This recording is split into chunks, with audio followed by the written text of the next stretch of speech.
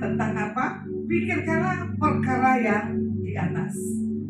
Orang yang sudah berpikir tentang perkara yang di atas adalah orang yang sudah mematikan keinginan dagingnya dan dunia.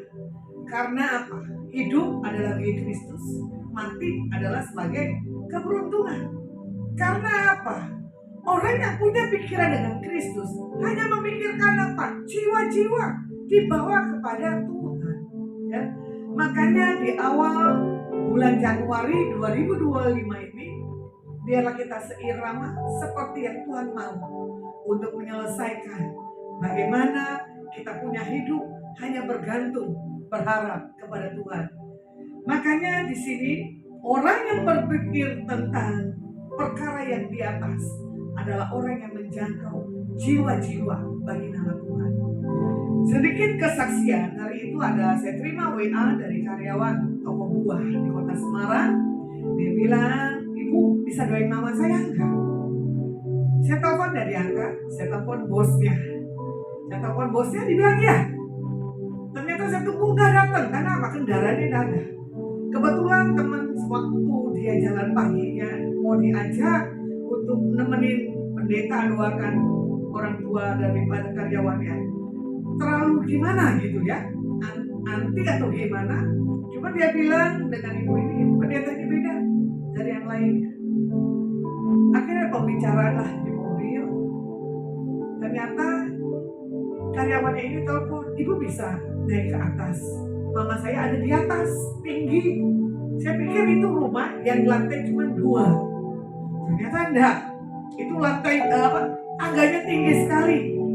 Ternyata tempat tinggalnya berdampingan dengan tanah kuburan. Udah hujan, gelap. Saya bilang, "Tuhan, ini pasti licin nih." Tapi karena saya punya pikiran Kristus, karena bagi saya ini jiwa yang harus mendapatkan satu sentuhan doa dari Tuhan Yesus. Akhirnya di situ saya ketemu, yuk kita doa. Mamanya udah sadarkan diri, keluar masuk rumah sakit. Tapi ini bukan secara medis, secara spiritual. Saya cuma doa sebentar, cuma saya bilang begini, "Ibu, ayo bangun." Ternyata ibu ini duduk. Terus besoknya saya dengar kesaksian dari karyawannya. Dia bilang apa? "Ibu, terima kasih doanya, karena ibu saya sudah bisa duduk dan berjalan." Kenapa ibu saya selalu pikirkan mas saya yang berbuat jahat, yang sudah menghabiskan? Tapi saya bilang begini, itulah orang tua. Yang lemah pasti dia akan bela. Kamu tidak boleh ada kecemburuan. Karena apa? Orang tua memikirkan bagaimana kehidupan. Walau anak ini tanpa ada orang tua. Nah itu ya. Orang tua selalu memikirkan kehidupan anak-anaknya. Apalagi Tuhan. Ya. Memasuki tahun 2025 ini. Ya.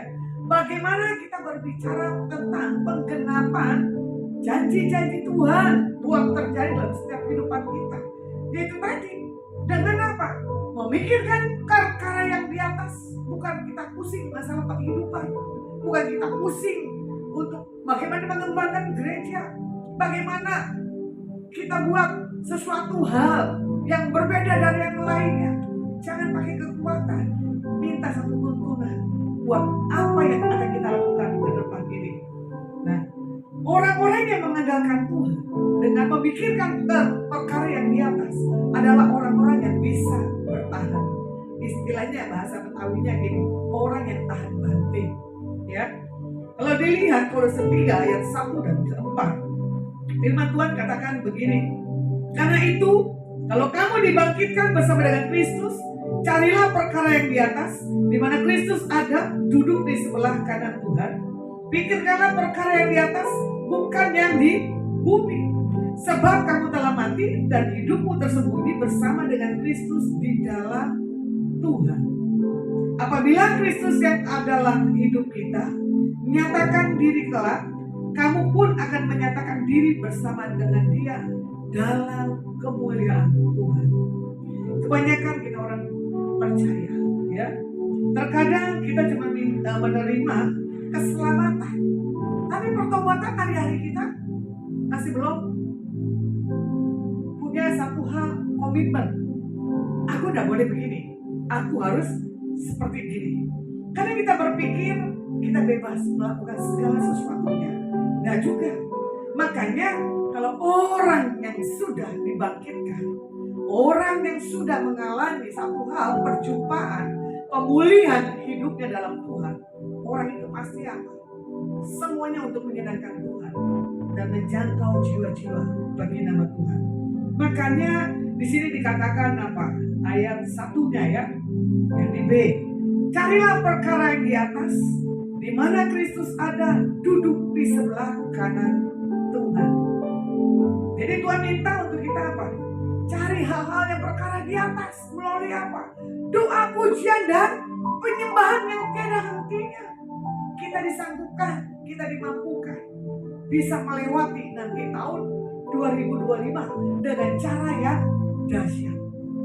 Tuhan kita kasih panjang umur ya, sampai hari ini. Itu karena kemurahan dari Tuhan. Kalau kita mau lihat Galatia 2 ayat yang 20, di sini firman Tuhan katakan apa? Namun aku hidup, tetapi bukan lagi aku sendiri yang hidup, melainkan Kristus yang hidup di dalam aku. Dan hidupku yang kuhidupi sekarang di dalam daging adalah hidup oleh iman dalam Anak Tuhan yang telah mengasihi aku dan menyerahkan dirinya untuk aku. Sedikit kesaksian. Ada di Menara 20 ibadah Adonai ya. Ada satu bapak dengan istrinya, hari itu istrinya yang masuk, bapak ini tidak masuk.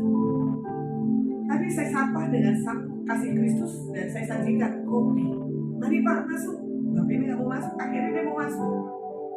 Setelah dia masuk, dia mendengar ada sesuatu di tempat ini yang membuat dia tenang jiwanya dan hidupnya mengalami banyak perubahan. Di satu titik istrinya semalam kesaksian di tempat ini. Bu, bojoku tumpangi tangan aku seperti ibu katanya. Terus kenapa? Ya nggak boleh dong bu, gini-gini. Oh jangan, nggak apa-apa. Dia sedang mempraktekkan kuasa Tuhan dalam diri dia. Karena apa? Dia mau memikirkan perkara-perkara yang di atas, bukan yang di bumi. Memang apa doanya? Di dalam nama Bapak Yahweh, dia bilang gitu toh. Istri saya enggak cerewet katanya. Wah, saya dengarnya ketawa. Kamu harusnya bersyukur. Iparnya juga marah. Saya bilang jangan marah. Itu berarti orang yang sudah punya satu pertobatan. Tinggal nanti kalian ini dibaptis, saya bilang begitu. Karena apa? Dia sudah cukup membuat hidupnya menyenangkan dunia. Sekarang dia menyenangkan hati Tuhan. Dengan apa? Mempraktekkan apa yang dia lihat. Dan itu terjadi satu kuasa. Dan orang ini pasti akan berdampak, saya bilang begitu. Saya nggak tahu kalian ke depan ini seperti apa. Saya bilang gitu loh. Kalau Tuhan kasih satu saya hikmat dan karunia, kalian pun akan mendapatkan seperti yang Tuhan kasih dalam hidup saya. Akhirnya ibu ini diam ya. Makanya saya rangkum buat hari ini, biarlah setelah kita menerima keselamatan, pertobatan daripada Tuhan, impartasikan kuasa Tuhan, pakai pikiran perasaan daripada Kristus, karena Tuhan begitu baik buat setiap kehidupan kita. Biar saya cukupkan satu hal, kekuatan, kemampuan bagi setiap kita. Engkau diberkati dimanapun engkau berada. Berkat Abraham, Ishak, Yakub dalam nama Bapa Yahweh. Engkau terima. Haleluya. Amin.